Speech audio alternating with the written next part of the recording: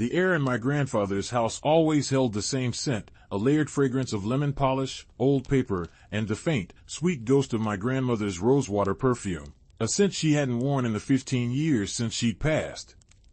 It was a smell of stability, of history, of a foundation I thought was built on solid stone. Today, however, another smell had intruded, a cloying, funereal aroma of lilies and carnations. The flowers were everywhere, their white and pink blossoms a stark, unwelcome guest against the dark mahogany paneling and the deep burgundy of the velvet curtains. The house felt cold, a deep, penetrating chill that had nothing to do with the late autumn air outside and everything to do with the heavy silence that had fallen since my grandfather, Arthur Vance, had taken his last breath in the room directly above us. I stood by the grand fireplace, its marble mantel cool and smooth beneath my fingertips. The fire wasn't lit. No one had the heart for it.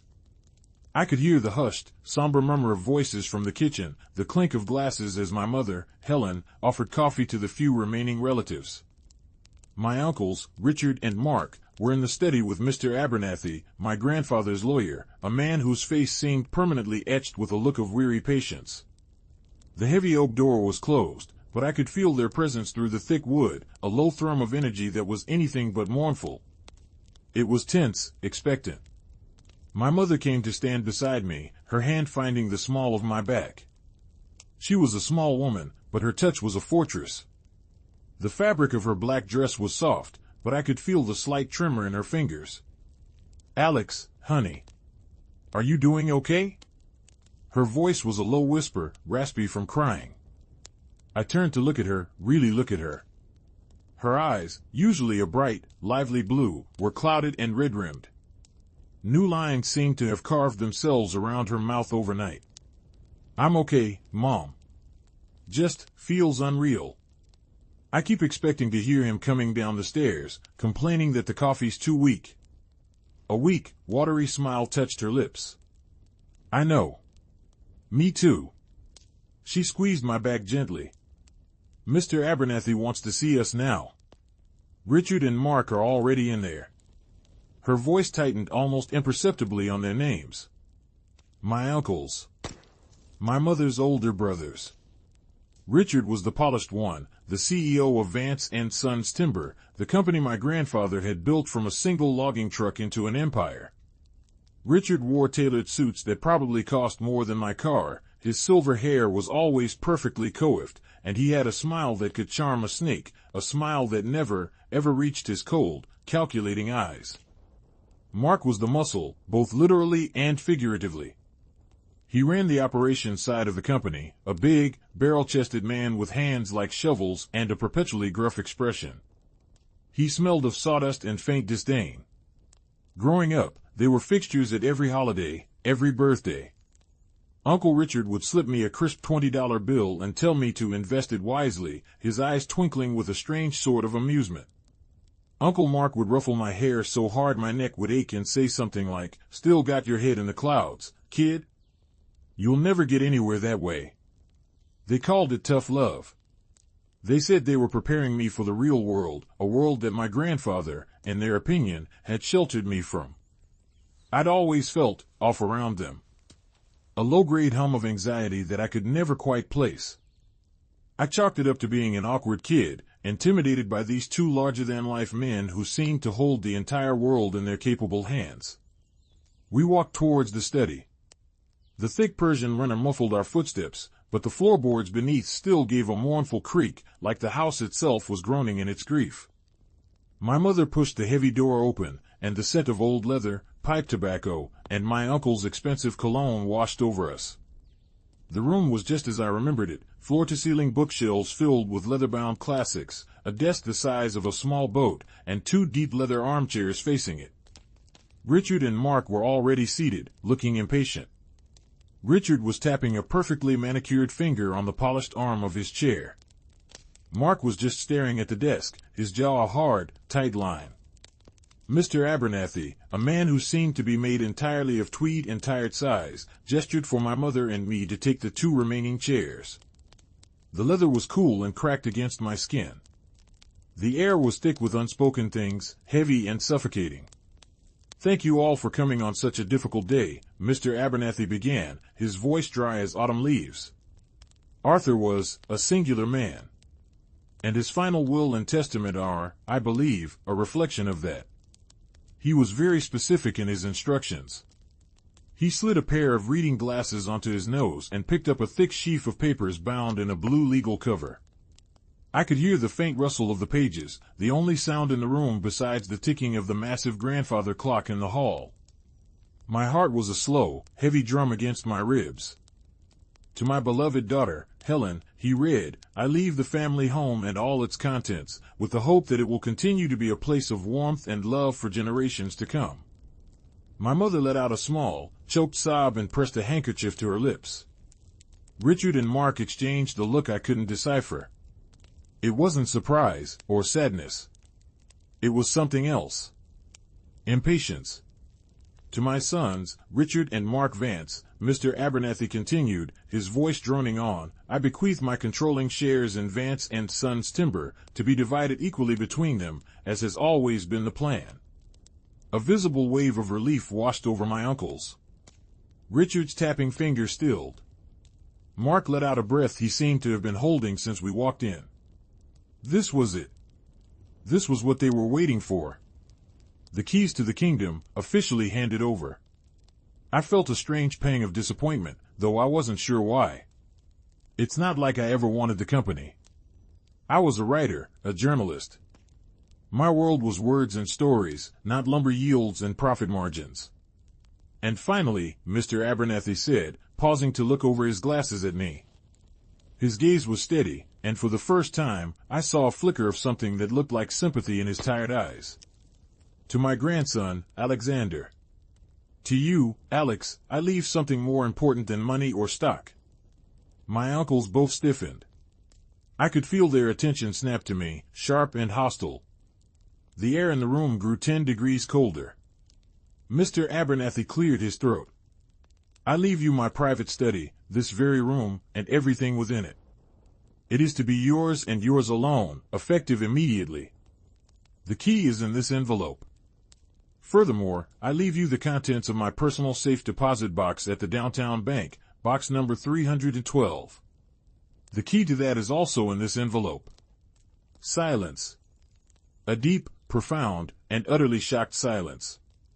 The ticking of the clock in the hall sounded like a hammer blow. My head was spinning. The study? A safe deposit box? What was this? Some kind of sentimental gesture? It felt odd. Significant. Then Richard spoke, and the charm was gone from his voice. It was replaced by a cold, sharp edge, like splintered ice. The study? What the hell is he talking about? It's part of the house. The house he left to Helen. Your father was very clear, Richard, Mr. Abernathy said calmly. The structure of the house belongs to Helen. The room designated as his study, and its contents, are bequeathed to Alexander. He had the codicil drawn up and witnessed last month. Mark slammed his meaty hand down on the arm of his chair. The sound was like a gunshot, making me and my mother jump. This is ridiculous.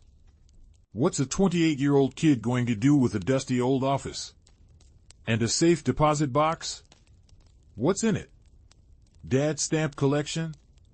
His voice was a low growl, laced with contempt. The way he said kid made me feel about 12 years old again.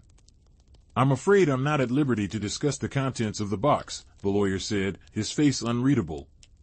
Arthur's instructions were, as I said, very specific.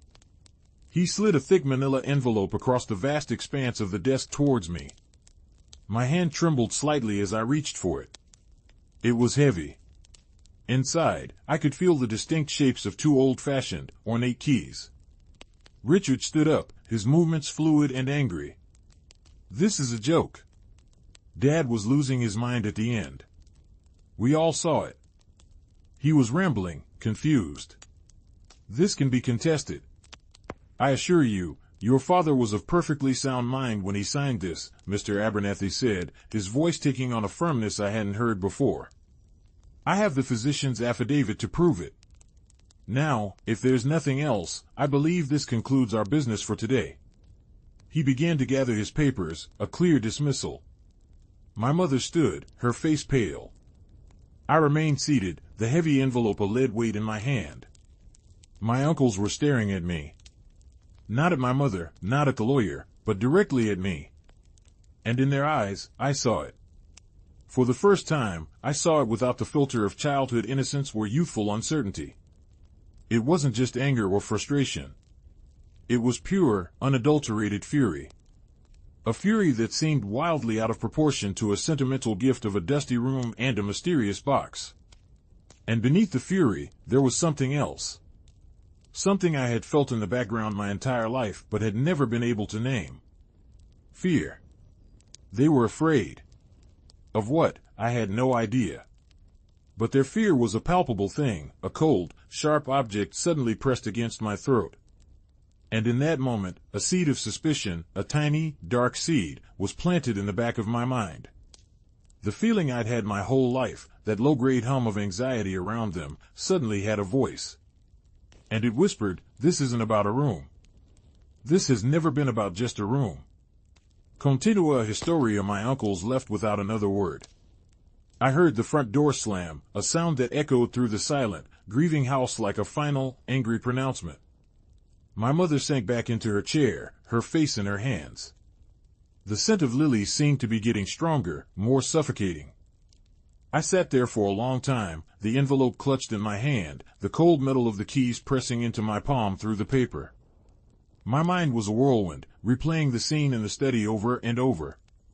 Their rage was so raw, so visceral. It was the rage of men who had been cheated out of something they believed was rightfully theirs. But what? An old room filled with books? It made no sense. Alex? My mother's voice was muffled by her hands. What do you think that was all about? I don't know, Mom, I said, my own voice sounding distant to my ears. I have no idea. But that was a lie. I had an idea. It was a vague, shapeless thing, a monster lurking in the fog, but it was there. It was a collage of 1,000 tiny moments from my past, 1,000 dismissive words, 1,000 helpful suggestions that had somehow always ended in my failure. I remembered being 10 years old, my heart pounding with excitement. I had built a volcano for the school science fair. It wasn't just a baking soda and vinegar model. I had spent weeks researching, building a plaster of Paris mountain on a huge plywood board, rigging it with a small pump from my dad's old fish tank to create a more realistic, bubbling lava flow using red-dyed soap. It was my masterpiece. My grandfather had helped me sand the base, his big, warm hands guiding mine, the smell of sawdust and his gentle encouragement filling our garage. The night before the fair, Uncle Mark had stopped by. He'd lumbered into the garage, a can of beer in his hand, and looked my volcano over with a critical eye. The air in the garage was cool and smelled of oil and damp concrete. "Not bad, kid," he'd grunted, his voice echoing slightly in the enclosed space. "But that pump, it's a little weak. You want to win, you need more power. You need to really make it erupt." He'd fiddled with the wiring, his big fingers surprisingly nimble. "Here," he said, pulling a small, silver canister from his pocket. "This is a CO2 cartridge. For a pellet gun. If you rig this to the main tube, it'll give you a real blast. The judges will love it." He showed me how to attach it, how to rig a little trigger mechanism. It seemed so brilliant, so grown up. He made it sound like an insider tip, a secret weapon. He clapped me on the shoulder, the force of it nearly knocking me over. "That's how Avance does it, Alex. Go big or go home." The next day at the science fair, the gymnasium was a cacophony of buzzing fluorescent lights, the squeak of sneakers on polished wood, and the excited chatter of 100 kids. The air smelled of popcorn and floor wax. When it was my turn, I stood proudly by my volcano. I explained the chemical reaction, the geology, and then, for the grand finale, I pulled the trigger on Uncle Mark's device. It wasn't a bubbling lava flow. It was an explosion. A violent, concussive blast of red, sticky soap that shot straight up to the ceiling, then rained down over a 20-foot radius. It covered me, the judges, the pristine white dress of Sarah Jenkins from homeroom, and the meticulously constructed model of the solar system at the next table. For a moment, there was a stunned silence, followed by the wail of Sarah Jenkins, and then, the laughter. The whole gym was laughing. My face burned with a heat that had nothing to do with the fake lava. I remember seeing my teacher's disappointed face, the principal's angry one, and feeling a shame so profound it felt like a physical weight, crushing the air from my lungs. When I got home, my grandfather held me while I cried, my body shaking with humiliation. My mother tried to clean the red dye out of my hair. Later, Uncle Mark called. I heard my mom on the phone. "Mark, what were you thinking?" she'd said, her voice tight with anger. I couldn't hear his reply, only the low rumble of his voice. When she hung up, she sighed. "He said he was just trying to help you be more ambitious, Alex. He feels terrible. He just gets carried away sometimes." Ambitious. The word had sounded like a curse. I never entered a science fair again. I retreated into books, into worlds where I could control the outcome, where there were no sudden explosions. Now, sitting in the cold, silent study, that memory came back to me with a chilling clarity. It hadn't been a mistake. It wasn't him getting carried away. It was deliberate. It was sabotage. But why? Why would a grown man do that to a 10-year-old boy? "I'm going to open it," I said, the words feeling heavy in my mouth. "The study. I want to see what's in here." My mother looked up, her eyes wide. "Now? Alex, maybe we should wait. It's been such a long day." "No, I need to do it now." My voice was firm. I stood up and walked to the door. I pulled the heavy, ornate brass key from the envelope. It felt cold and ancient in my hand.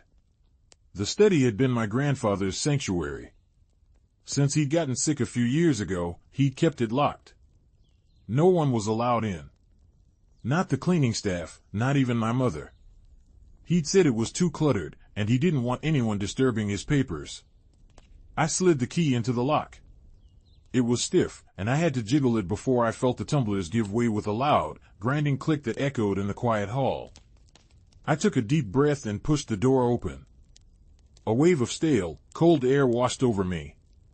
It smelled of dust, decaying paper, and the faint, lingering scent of my grandfather's pipe tobacco, a smell that was so intrinsically him that it felt like a punch to the gut.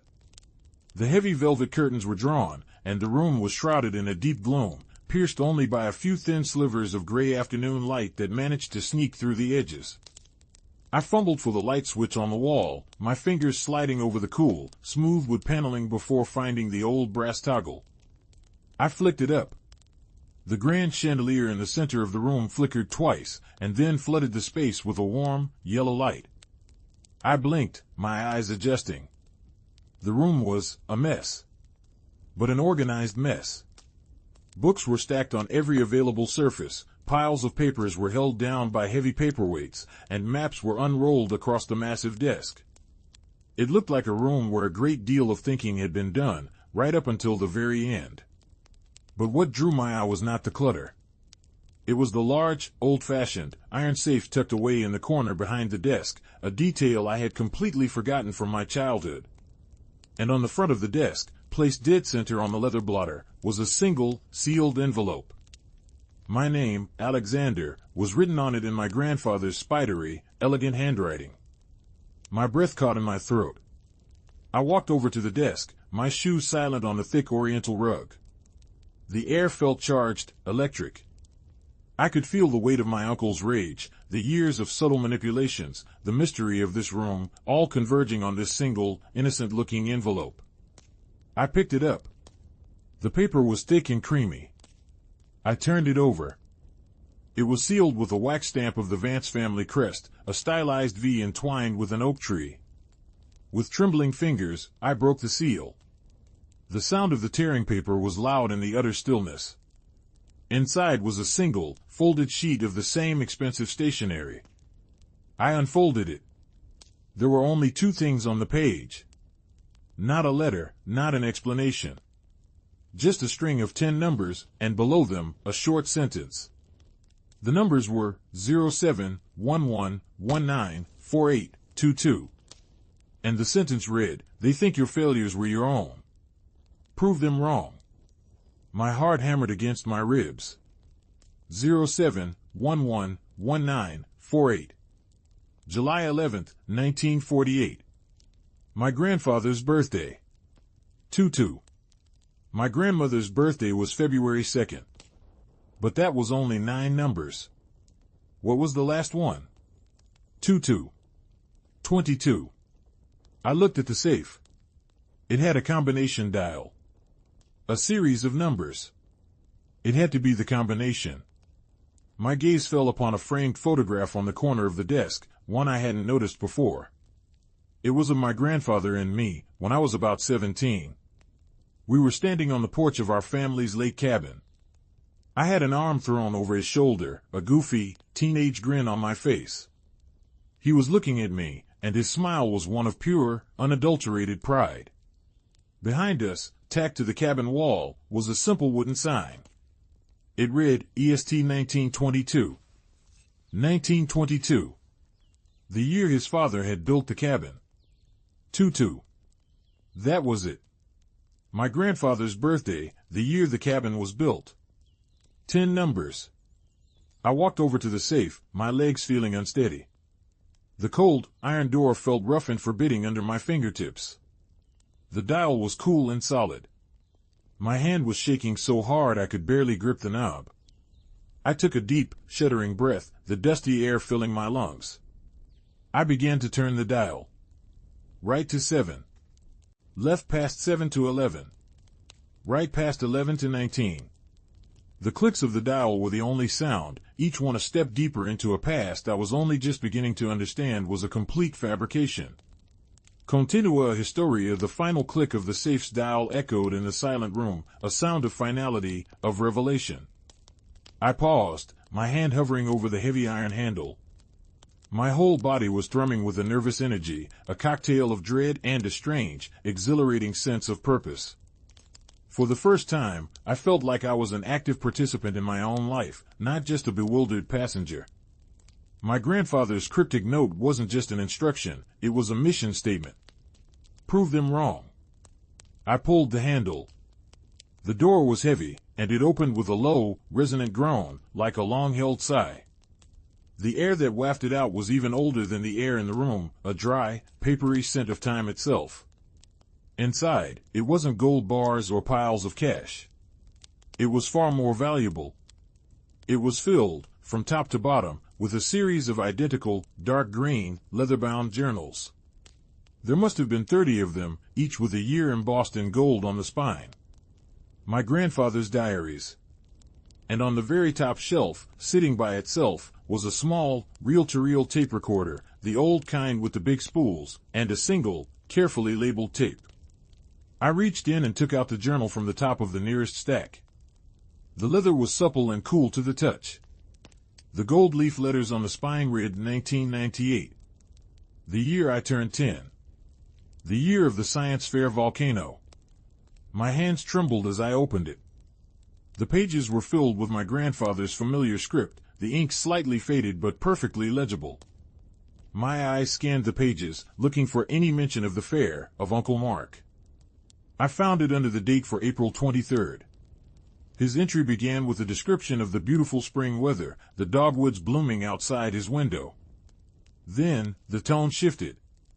Alex was heartbroken tonight, he wrote. Humiliated at the science fair. Mark's meddling again.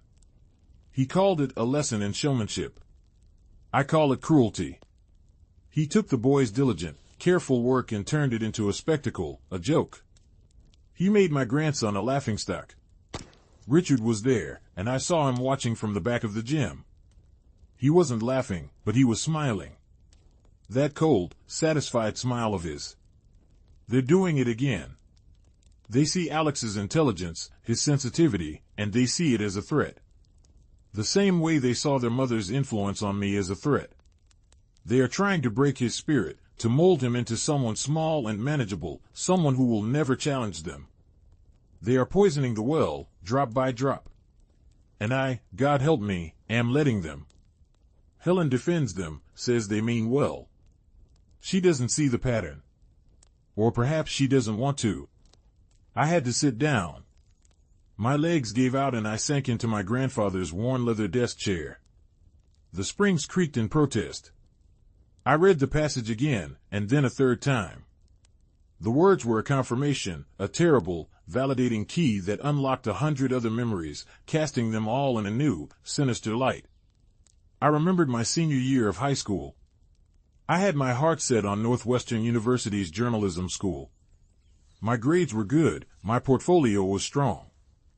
I had one interview with a local alumnus, a man who happened to be a business associate of Uncle Richard. I'd thought that was a good thing, a connection that might help. The interview was at a stuffy downtown club that smelled of cigar smoke and old money. The air was thick and hard to breathe. Uncle Richard had insisted on prepping me the night before. We sat in this very study, the light from the desk lamp casting long shadows on the walls. "Now, Alex," he'd said, his voice smooth and avuncular, "this man, Mr. Abercrombie, he's old school. He values confidence, ambition. Don't be humble. Tell him you plan on being the executive editor of the New York Times by the time you're 35. Tell him you see journalism as a stepping stone to a political career. Show him your advance. A leader." It felt wrong. It felt arrogant and completely inauthentic to who I was. I wanted to tell stories, to give a voice to the voiceless, not climb a corporate ladder. But I was 18, and my uncle was a respected, powerful man. I listened to him. I went into that interview and spouted the arrogant, ambitious nonsense he'd coached me on. I saw the interviewer's face change, his warm smile tightening into a polite, cool mask. I felt the atmosphere in the room shift, from a pleasant chat to a formal, awkward exercise. I was rejected from Northwestern. The letter was polite, but final. I was devastated. Uncle Richard had put a hand on my shoulder. "Don't worry about it, Alex.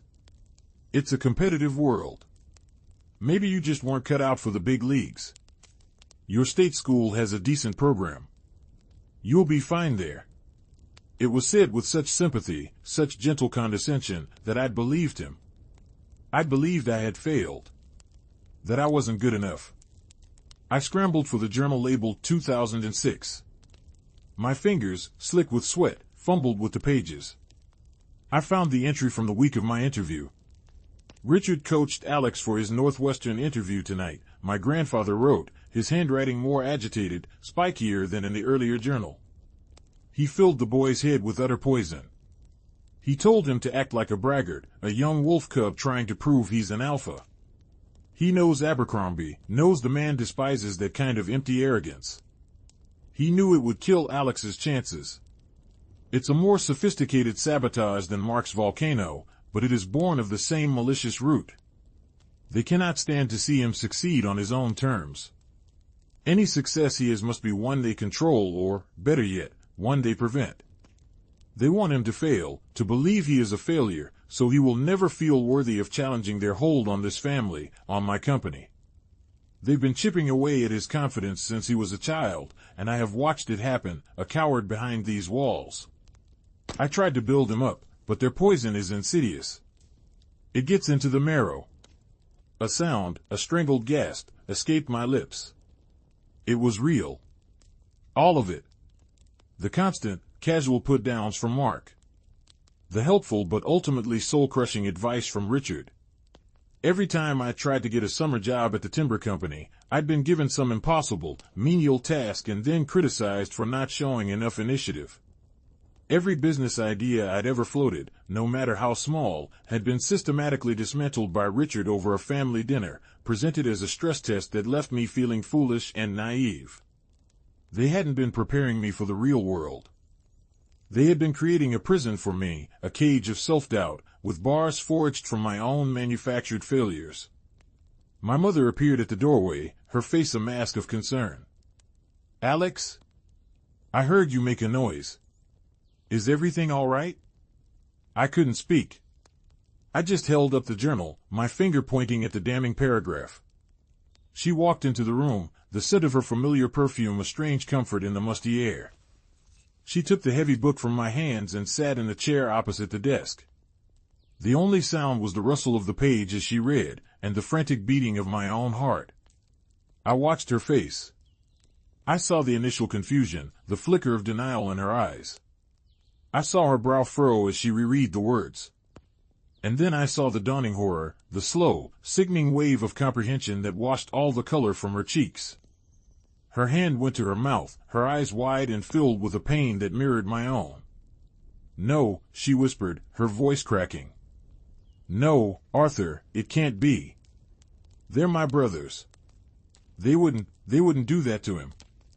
To you." "It's all here, Mom," I said, my voice hoarse.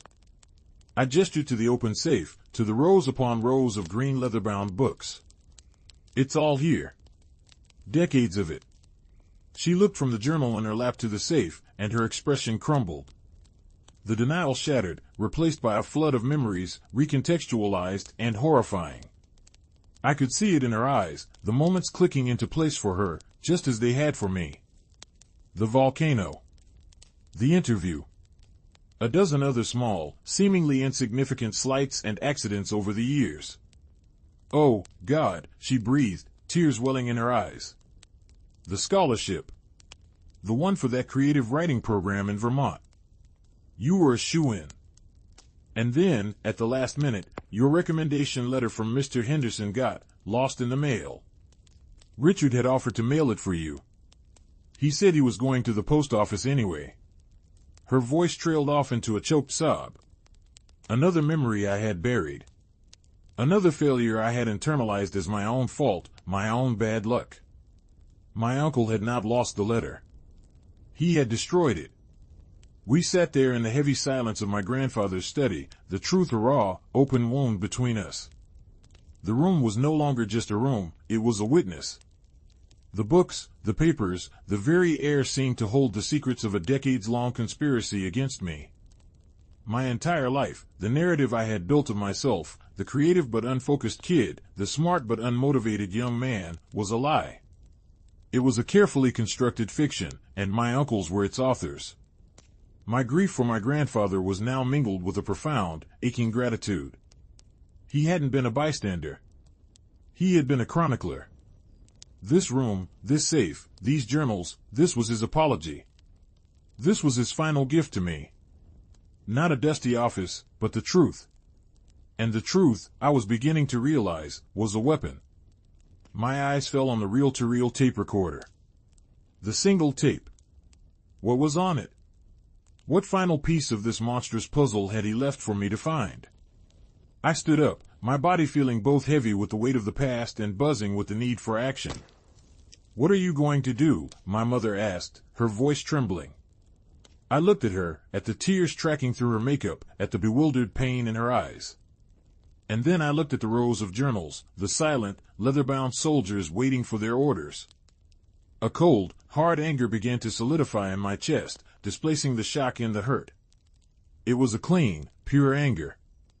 An engine. "I'm going to do what he told me to do," I said, my voice steady and clear for the first time all day. I picked up the note from the desk and read the words aloud. "I'm going to prove them wrong." Continua Historia. The next few days were a blur of quiet planning, a strange, surreal pocket of time suspended between the grief of my grandfather's funeral and the impending storm of confrontation. My mother and I moved through the big, empty house like ghosts, speaking in hushed tones, the unspoken truth of my uncle's betrayal a constant presence in every room. We spent hours in the study, a war room now, the air thick with the smell of old paper and brewing coffee. I read the journals. I read until my eyes burned and the words swam before me, piecing together the narrative of my life as seen through my grandfather's heartbroken, furious eyes. It was worse than I could have imagined. It wasn't just big, life-altering sabotages, it was a constant, insidious campaign of psychological warfare. Notes on how Mark would accidentally break my favorite toys and then blame my carelessness. How Richard would praise my cousins for their athletic or academic achievements in front of me, while only ever offering me backhanded compliments that highlighted my perceived weaknesses.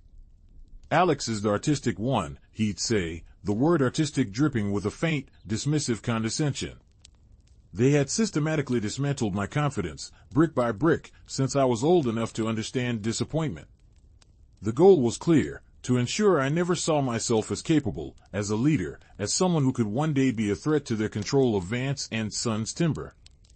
My grandfather, it turned out, had always intended for me to have a role in the company, not on the logging side, but in the new ventures he was passionate about: sustainable forestry, land conservation, a charitable foundation. These were the parts of his legacy that Richard and Mark had always scoffed at as sentimental nonsense. They wanted the profit engine, not the corporate conscience. And they had made sure the person my grandfather had been grooming to run it, me, never believed he was worthy of the job. The most damning evidence, however, was the tape.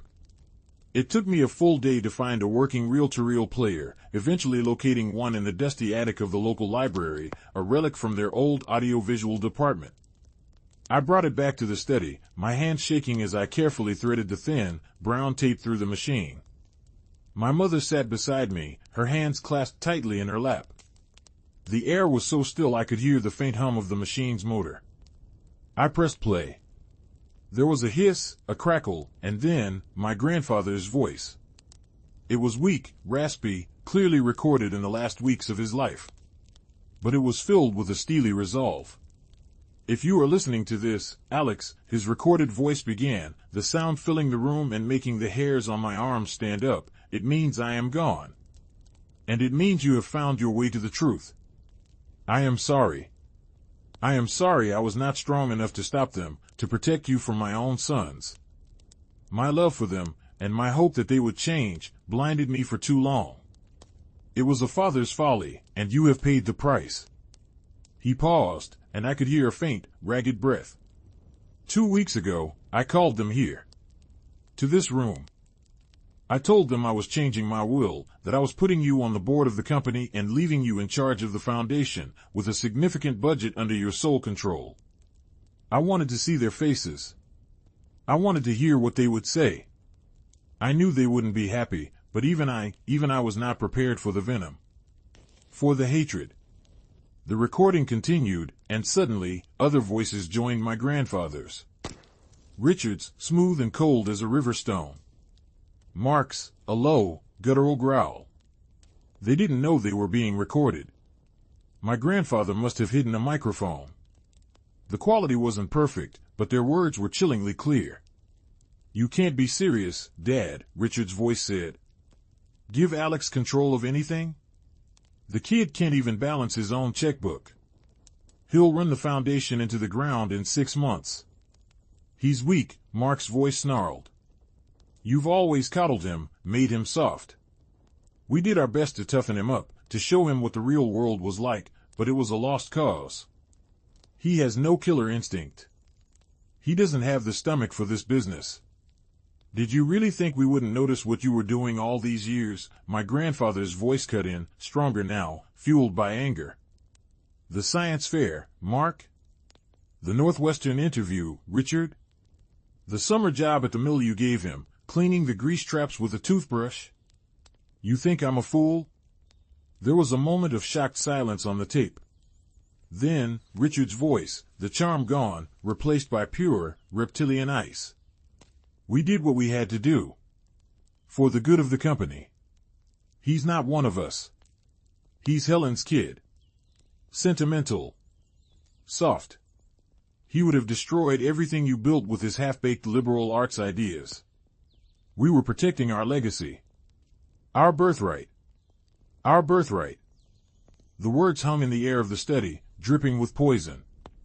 "So you systematically destroyed a young boy's confidence," my grandfather said, his voice trembling with rage. "You sabotaged his future, made him believe he was a failure, all to protect your own greed. You are not the sons I raised." "Oh, we're your sons, all right," Mark growled. "We're the ones who stayed, who did the dirty work, who built this company with you while you were off indulging your pet projects and your favorite grandson. You owe us. This company is ours, and we will not let that boy have any part of it. Contested will or not, we will burn it to the ground before we let him have a seat at the table. The tape ended with the sound of a door slamming. My mother was openly weeping now, quiet, desolate sobs that tore at my heart. I reached out and switched off the machine. The sudden silence was deafening. There it was. The motive. The confession. The absolute, undeniable proof. My plan solidified. It wouldn't be enough to just show them the journals. They would deny it, call him senile, burn the evidence. I had to confront them in a way they couldn't escape, in a place where their reputations were on the line. I called an emergency family meeting. I told them it was about the future of the estate and that the company's legal counsel needed to be present. I set it for the following Tuesday, in the formal dining room of my grandfather's house. A place of 1,000 tense holiday dinners. A place of reckoning. The day of the meeting, the house felt charged, the air humming with anticipation. I had spent the morning setting up. In the center of the long, polished mahogany dining table, where a floral centerpiece would normally sit, I placed the old reel-to-reel tape player. It looked like an ancient, alien artifact on the gleaming wood. My mother stood by the window, twisting her wedding band, her face pale but resolute. "Are you sure about this, Alex? It's going to tear this family apart." "They tore this family apart a long time ago, Mom," I said, my voice low and steady. "We're just finally turning on the lights." My uncles arrived together, along with their lawyer, a slick, hard-faced man named Peterson. They walked in radiating confidence, Richard in a perfectly tailored gray suit, Mark looking uncomfortable in a blazer that strained at his broad shoulders.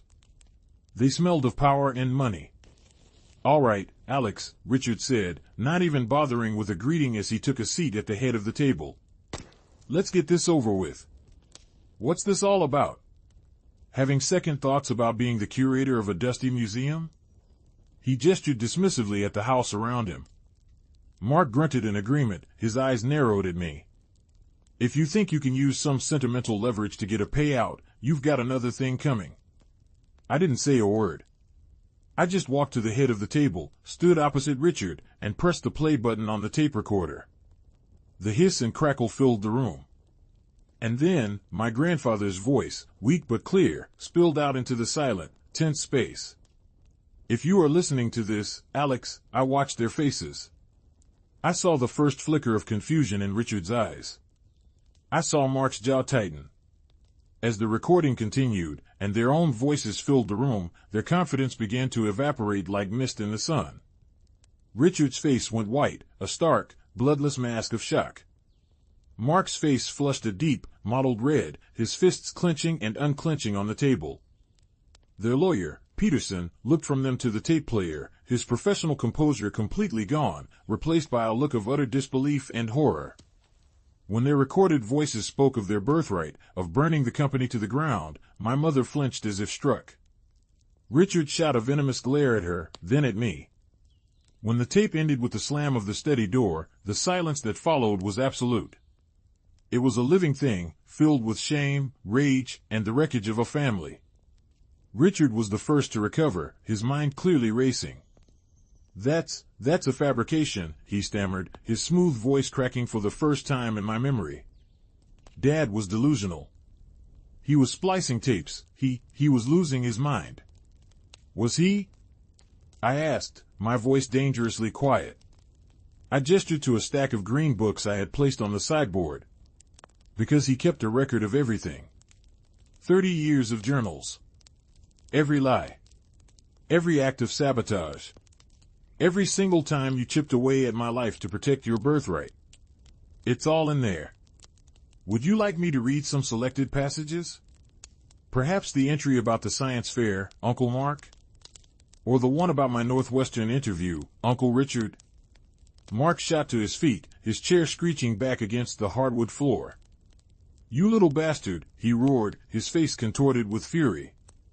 "You have no idea what we did for this company. While you were scribbling in your notebooks, we were in the mud and the sawdust, building it." "You were building it for yourselves," I shot back, my own voice rising, filled with the pain of a lifetime. And you were so terrified of anyone threatening your little kingdom that you were willing to destroy a child to do it. Your own nephew. Your sister's son. My mother finally spoke, her voice no longer trembling, but ringing with a cold, clear anger that I had never heard from her before. "Get out," she said, looking directly at her brothers. "Get out of my house." "Helen, be reasonable," Richard began, trying to regain control, to turn on the charm. "Reasonable," she cried, her voice breaking with a sob of pure fury. "You tortured my son his entire life. You made him think he was worthless. There is nothing reasonable about what you've done. This is my house now. My father left it to me. And you are no longer welcome in it. Get out. Both of you." Their lawyer, Peterson, was already discreetly packing his briefcase, his expression one of a man trying to distance himself from a lit stick of dynamite. He knew. He knew it was over. Richard stared at me, his eyes filled with a hatred so pure it was breathtaking. It was the look of a king who had been deposed by a pawn he never even saw as a player on the board. He said nothing else. He simply turned, his movements stiff and robotic, and walked out of the room. Mark hesitated, his big body trembling with rage, his gaze locked on me. He looked like he wanted to lunge across the table, to break me with his bare hands. But he just gave a guttural snarl of disgust and followed his brother. We heard the front door open, and then slam shut, the sound of final, definitive end to the family I had always known. The lie was broken. The truth was out. And in the ringing silence, I felt not triumph, but a vast, empty quiet. We had won. But I had no idea what we had just lost. Continua Historia. The weeks that followed the confrontation were a strange, hollow echo. The house, once a symbol of family and tradition, now felt like a vast, quiet mausoleum. The scent of my grandfather's pipe tobacco was fading, replaced by the clean, anonymous smell of my mother's lemon polish. We were adrift, the two of us, in the wreckage of our family. The initial, clean-burning anger had given way to a complicated, messy grief. We weren't just mourning my grandfather, we were mourning the family we thought we had. The legal fallout was swift and brutal. My uncles, through their lawyer, initially tried to fight, to claim the tape was inadmissible and the journals were the ravings of a senile old man. But I had another card to play, one my grandfather had left for me in the safe deposit box. It wasn't jewelry or bonds. It was a signed, notarized affidavit from my grandfather, written a week before he died, attesting to the authenticity of his journals and the recording. It also contained a detailed proposal for the company's future, the one he had wanted me to lead, a full-fledged plan for the Vance Foundation, complete with projects, budgets, and a mission statement focused on environmental restoration in the communities their logging had impacted for generations. And there was one more thing, a letter addressed to the independent members of the Vance and Sons Board of Directors. It laid out everything, in my grandfather's calm, authoritative voice. He didn't ask them to fire his sons. He simply stated that if the board chose to keep Richard and Mark in leadership, he had instructed his estate, of which my mother and I were now the executors, to divest all remaining non-controlling shares, a move that would have crashed the company's stock price and signaled a catastrophic lack of family confidence. He had boxed them in, a final, brilliant move from a master strategist. The board called an emergency meeting. We weren't invited. We just waited. 3 days later, the call came. Richard and Mark were out, forced into a graceful retirement with a severance package that was generous but, for them, a humiliating defeat. The company was being placed under the control of an interim CEO, a trusted executive my grandfather had mentored for years, until a permanent new leadership structure could be established. And the board had unanimously voted to fund and launch the Vance Foundation, as per Arthur Vance's final wishes. They offered me the position of executive director. I was sitting in the study when I got the news, the green journals stacked neatly on the shelves now, like a library of my own history. The weight of the offer felt immense. It was everything my grandfather had wanted for me, everything my uncles had tried to prevent. It was a victory. But it felt heavy. The taste of ash was in my mouth. My mother came in, carrying 2 mugs of tea. The steam smelled of bergamot and honey. She set one down on the desk in front of me. Her face had a fragile peace to it these days, like a landscape after a storm. The devastation was still visible, but the sky was clear. "That was the board," I said, my voice quiet. "They offered me the job. The foundation." She smiled, a real smile, for the first time in what felt like a year. "Oh, Alex. That's wonderful. Your grandfather would be so proud." "Would he?" I asked, looking around the room, at the books, the old maps, the chair he used to sit in. "I feel like a fraud, Mom. All my life, they told me I wasn't good enough, wasn't smart enough, wasn't tough enough. I spent almost 30 years believing them. How can I run a multi-million-dollar foundation? What if they were right all along?" My mother reached across the desk and took my hand. Her skin was warm, her grip surprisingly strong. "Don't you dare," she said, her voice fierce. "Don't you dare let them have one more second of your life. They didn't tell you who you were. They told you who they were. Scared, greedy little boys, terrified that their father loved his brilliant, sensitive grandson more than he loved them. Everything they did, every lie they told, was a reflection of their own inadequacy, not yours." She squeezed my hand. "You are not a fraud, Alex. You are a survivor. You are your grandfather's grandson. You have his heart, his integrity, and his vision. You spent 30 years in the dark. Imagine what you can do now, in the light." Her words washed over me, a soothing balm on a wound I didn't even realize was still so raw. She was right. My identity had been defined for so long by the narrative my uncles had written for me.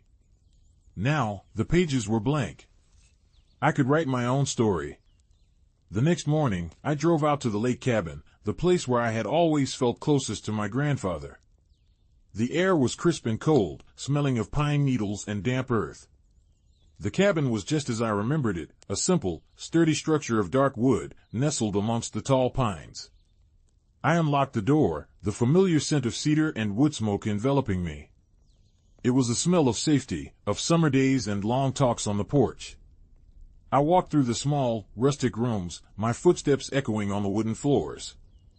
I ran my hand over the rough-hewn mantelpiece above the stone fireplace, over the patchwork quilts on the beds. This was real. This was the foundation my grandfather had truly built, one of love and quiet strength. I went out onto the porch and sat in one of the old Adirondack chairs, looking out over the still, gray water of the lake. The sky was a vast, unbroken sheet of white. It was so quiet. The only sound was the gentle lapping of the water against the shore and the sigh of the wind in the trees. I thought about my uncles. I felt a strange, hollow pity for them. They had gotten what they wanted, the money, the power, but they had lost everything that mattered. They had traded their family, their father's respect, and their own souls for control of a timber company. They would live out their lives as wealthy, bitter, lonely men. That was a prison far worse than the one they had built for me. I took the job. The first few months were terrifying. I was plagued by imposter syndrome, hearing my uncle's voices in the back of my head at every meeting, questioning every decision I made. But I had my grandfather's journals, his detailed plans. And I had my mother's unwavering support. Slowly, painstakingly, I began to trust my own instincts. I hired a small, passionate team, and we started to put my grandfather's vision into motion. We funded reforestation projects, created scholarships for environmental science students, and started working with local communities to build sustainable economies that weren't solely reliant on logging. I was telling stories again, just not in the way I had planned. I was telling the story of a company that could do good, of a legacy that could be about more than just profit. I was telling my own story, with every project we launched, every tree we planted. About a year later, I was visiting one of our first major reforestation sites. It was a vast, scarred mountainside that had been clear-cut by Vance and Sons decades ago. Now, it was covered in a sea of green plastic tubes, each one protecting a tiny, precious seedling. The air smelled of fresh dirt and sun-warmed pine. It was the smell of a future. My phone rang. It was a number I didn't recognize. I answered, and a hesitant, gravelly voice said my name. Alex? It took me a moment to place it. It was Uncle Mark. His voice was different, stripped of its usual bluster. It sounded old. What do you want, Mark? I asked, my voice flat, devoid of emotion. I saw an article, he said. About the foundation. About the work you're doing up on Blackwood Mountain. Replanting. Yes, I said. There was a long pause. I could hear his labored breathing on the other end of the line. Your grandfather, he always wanted to do that, Mark said, his voice thick with an emotion I couldn't identify. He talked about it for years.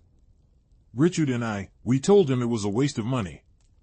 I didn't say anything. I just listened to the wind rustling the tiny leaves of the new trees around me. You're doing a good job, kid, he mumbled, the words sounding like they were being dragged out of him. He'd be proud. And then he hung up. I stood there on that mountainside for a long time, the phone still pressed to my ear. It wasn't an apology. It wasn't a request for forgiveness. It was a concession. A final, quiet admission that he had been wrong. That they had been wrong. I looked out at the thousands of tiny trees, a testament to a new legacy, a new story. The sun broke through the white clouds, and a warm, golden light spilled across the landscape, illuminating the promise of the forest that would one day stand here. The ghosts of the past were still with me, the shame of the volcano, the sting of 100 failures, but they no longer had any power. They were just stories, chapters in a book that was far from over. And for the first time in my entire life, I was the one holding the pen.